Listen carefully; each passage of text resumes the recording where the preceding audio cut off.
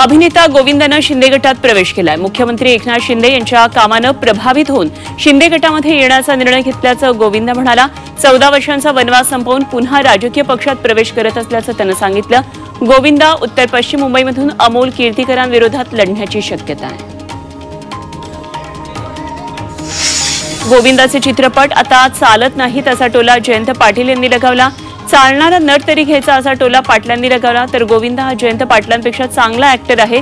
जयंत पाटील जे बोलले ते त्यांना भोगावं लागेल असं उत्तर मुख्यमंत्री शिंदेंनी दिलं। माढा लोकसभेचा तिढा संपत नाहीये। माढ्याचा उमेदवार जाहीर झाल्यापासून महायुतीतील नाराजी नाट्य अजूनही सुरू आहे। धैर्यशील मोहिते पाटील आणि रामराजे निंबाळकर यांनी विद्यमान खासदारांविरोधात दंड थोपटलेत। या पार्श्वभूमीवर उपमुख्यमंत्री फडणवीसांनी माढा लोकसभेतील आमदारांची बैठक बोलावली आहे। ज्योती मेटे महायुती सोडून जाणार नाही तसा दावा पंकजा मुंडेंनी केला। शिवसंग्राम हा त्यांचा स्वतंत्र पक्ष असल्यानं त्यांना निर्णयाचा अधिकार असल्याचं पंकजा मुंडे म्हणाल्या। ज्योती मेटेंनी शरद पवारांची भेट घेतल्यानंतर त्या बीडमधून मवियाच्या उमेदवार असतील अशी चर्चा आहे। त्यांच्या उमेदवारीनं पंकजांना अडचण होऊ शकते। अमरावतीतील भाजपच्या उमेदवार नवनीत राणा यांनी उपमुख्यमंत्री देवेंद्र फडणवीसांची भेट घेतली। नवनीत राणांनी बुधवारी रात्री उशिरा भाजपमध्ये प्रवेश केला। त्यानंतर त्यांनी काल सागर बंगल्यावर फडणवीसांची भेट घेऊन त्यांचे आभार मानले। शिवसेना शिंदे पक्षातून पहिली बंडखोरी समोर आली आहे। अमरावतीमध्ये खासदार नवनीत राणांना भाजपनं उमेदवारी दिल्यानंतर अभिजित अडसूळ निवडणूक लढवण्यावर ठाम आहेत। त्यांनी लोकसभेसाठी उमेदवारी अर्ज घेत नवनीत राणांविरोधात दंड थोपटलेत। नवनीत राणांच्या उमेदवारीमुळे आनंदराव अडसूळ नाराज आहेत। एखाद्याला उमेदवारी द्यायचीच नसेल तर सर्व्हेचं कारण दाखवलं जातं अशा शब्दांमध्ये शिंदे गटाचे माजी खासदार आनंदराव अडसूळ यांनी थेट नाव न घेता भाजपच्या सर्व्हेवर नाराजी व्यक्त केली। भाजपच्या सर्व्हेमध्ये शिंदे गटातील खासदारांविरोधात जनमत असल्याचं दाखवण्यात आलंय का असा प्रश्न त्यांना विचारला। त्यावरही त्यांनी ही प्रतिक्रिया दिली आहे। खासदार नवनीत राणा यांच्या पोस्टरवर राज ठाकरेंचा फोटो दिसतोय। त्यामुळे राज ठाकरे माहितीमध्ये येणार का अशा चर्चा सुरू झालेल्या आहेत। नवनीत राणांनी शिवजयंतीच्या शुभेच्छा देत सोशल मीडियावर पोस्ट टाकली होती आणि त्यामध्ये राज ठाकरेंचाही फोटो वापरण्यात आलाय।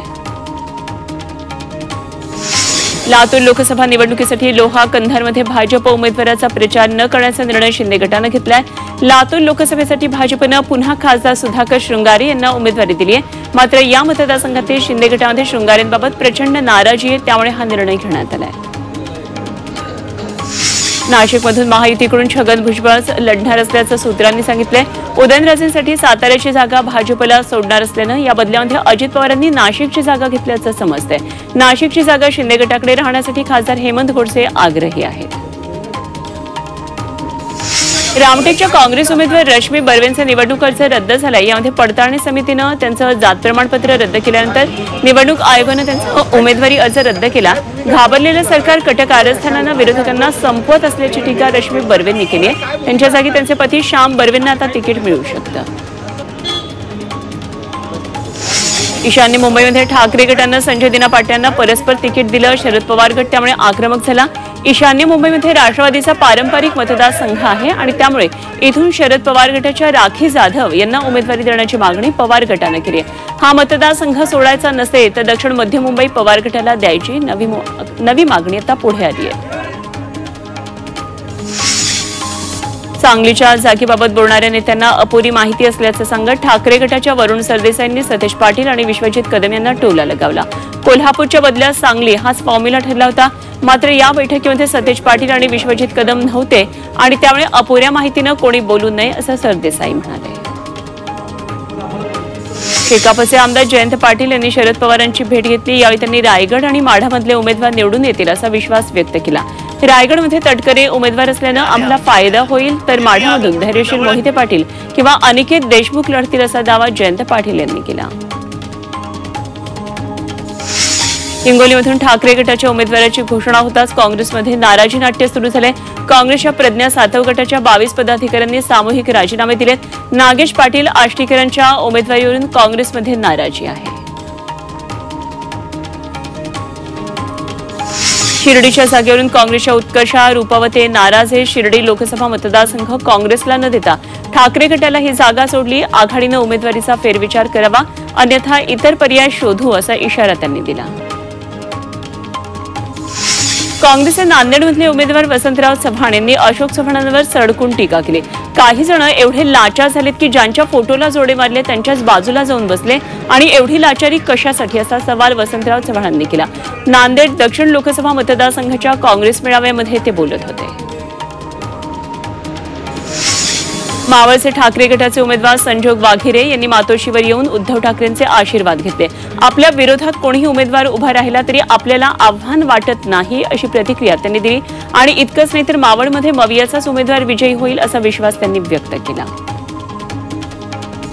महायुतीत नाराज असलेल्या रामदास आठवलेंनी लोकसभेच्या 2 जागा मागितल्यात। काँग्रेस आणि इंडिया आघाडीचे 12 वाजवायचे म्हणून भाजपसोबत आहोत आणि त्यावर शिर्डी आणि सोलापूरची जागा आम्हालाच मिळावी अशी मागणी त्यांनी केली। जागा वाटपात आरपीआयचे नाव येत नसल्यानं आपण फडणवीसांना भेटणार असल्याचं आठवले पुण्यामध्ये म्हणाले। रामटेकमध्ये शंकर चाहंदे वंचित बहुजन आघाडीचे अधिकृत उमेदवार असतील तर वंचितकडून दुसरा अर्ज भरणारे किशोर गजभिये यांचा एबी फॉर्म निवडणूक निर्णय अधिकाऱ्यांनी रद्द केला। त्यामुळे किशोर गजभियेंना अपक्ष म्हणून निवडणूक लढवावी लागणार आहे। लोकसभा निवडणूक अपक्ष लढवायचा निर्णय मनोज जरांगेंनी घेतलाय। त्यांच्या या निर्णयाला गावागावातून समर्थन मिळताना दिसतंय। बीड तालुक्यातल्या बेडूकवाडीच्या ग्रामस्थांनी निवडणुकीमध्ये कसं तरी जरांगे पाटील म्हणतील तसं असा नारादेश शपथ घेतलीये तर जरांगे आपली भूमिका 30 मार्चला जाहीर करणार आहेत आणि त्यापूर्वी त्यांना अनेक भागांमधून साथ मिळते। माढ्यामधून मराठा उमेदवाराला लोकसभा निवडणुकीमध्ये उतरवण्याचा निर्धार सकल मराठा समाजानं केलाय।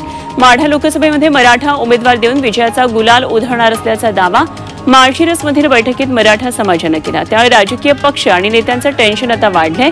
एकच सक्षम उमेदवार देऊन त्याला निवडून आणण्याची जबाबदारी सकल मराठा समाज घेणार आहे।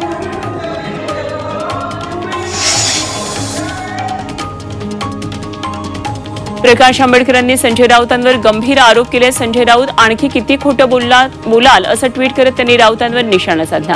आम्ही सोबत आहोत मग बैठकांना का बोलावलं जात नाही? हा प्रकार म्हणजे मैत्रीच्या आडून पाठीत खंजीर खुपसण्यासारखा आहे। आम्हाला पाडण्याचं षडयंत्र रचलं जातं असा आरोप आंबेडकरांनी केला।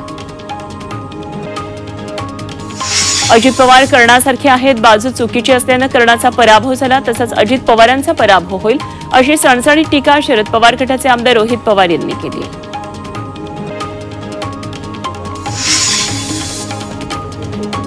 आमदार रोहित पवारांनी सुनेत्रा पवारांच्या विधानाचा समाचार घेतला। 80% लोक अजित पवारांसोबत असल्याचं सुनेत्रा पवार म्हणाल्या होत्या। त्यावर अजित पवारांसोबत गेलेल्यांना अनेक लाभ सरकारकडून मिळालेत। मात्र 100% पुरोगामी विचारांचे कार्यकर्ते आणि नागरिक शरद पवारांसोबत असल्याचं रोहित पवार म्हणाले। भाजप नेते रावसाहेब दानवेंच्या मनामध्ये अजूनही अढी आहे। त्यांच्या मनाचा ठाव लागत नाही अशी प्रतिक्रिया शिवसेना नेते अर्जुन खोतकर यांनी जालन्यात दिली। गेल्या लोकसभेला दानवे खोतकर यांचे राजकीय शत्रुत्व मिटल्याचं बोललं जात होतं। मात्र खोतकरांच्या या वक्तव्यानंतर दानवे खोतकरांची मनं अजूनही जुळली नसल्याचं समोर आलंय। यवतमाळमध्ये सुधीर मुनगंटीवार यांनी काँग्रेसचे उमेदवार प्रतिभा धानोरकर यांच्यावर कडाडून टीका केली आहे। पक्षाच्या वरिष्ठांचं न ऐकता जबरदस्तीनं तिकीट मागणं आणि ते न दिल्यास काही करू शकतो असं सांगणारा उमेदवार हा किती योग्य आहे असा सवाल मुनगंटीवार यांनी केला। राष्ट्रवादीची पहिली यादी 2 ते 3 दिवसांमध्ये जाहीर केली जाईल अशी माहिती महेश तपासे यांनी दिली। गेल्या 2 दिवसांपासून यादीबाबत पवारांकडे बैठका झाल्याचं त्यांनी सांगितलं। भिवंडीच्या जागेचा तिढा अजूनही कायम आहे। शरद पवार या गटानं भिवंडी जागेवर दावा केल्याचं बोललं जातंय। राष्ट्रवादीनं राज्यातल्या लोकसभा निवडणूक प्रचारासाठी 37 स्टार प्रचारकांची यादी निवडणूक आयोगाला दिलेली आहे। अजित पवार, भुजबळ, धनंजय मुंडे आणि इतर नेत्यांचा यामध्ये समावेश आहे। मात्र अजित पवार गटाच्या या यादीमध्ये मित्र पक्षांच्या नेत्यांची नावच नाहीयेत। तर भाजप आणि शिंदे गटाच्या स्टार प्रचारक यादीमध्ये मात्र अजित पवार गटातील नेत्यांची नावं आहेत। अकोला लोकसभा निवडणुकीसाठी उमेदवारी अर्ज दाखल करण्याच्या प्रक्रियेला सुरुवात झाली आहे। असं असलं तरी पहिल्या दिवशी एकाही उमेदवारानं नामांकन अर्ज भरला नाहीये। दरम्यान जिल्हाधिकारी कार्यालय परिसरात मोठ्या प्रमाणात पोलीस बंदोबस्त तैनात करण्यात आला आहे। गोंदियामध्ये काँग्रेस प्रदेशाध्यक्ष नाना पटोले यांच्या नेतृत्वात कार्यकर्ता मेळाव्याला कालपासून सुरुवात झाली। यावेळी काँग्रेस उमेदवार डॉक्टर प्रशांत पडोळे यांची विशेष उपस्थिती होती। लोकसभा निवडणूक पार्श्वभूमीवर कार्यकर्ता मेळाव्याचं आयोजन करण्यात आलेलं।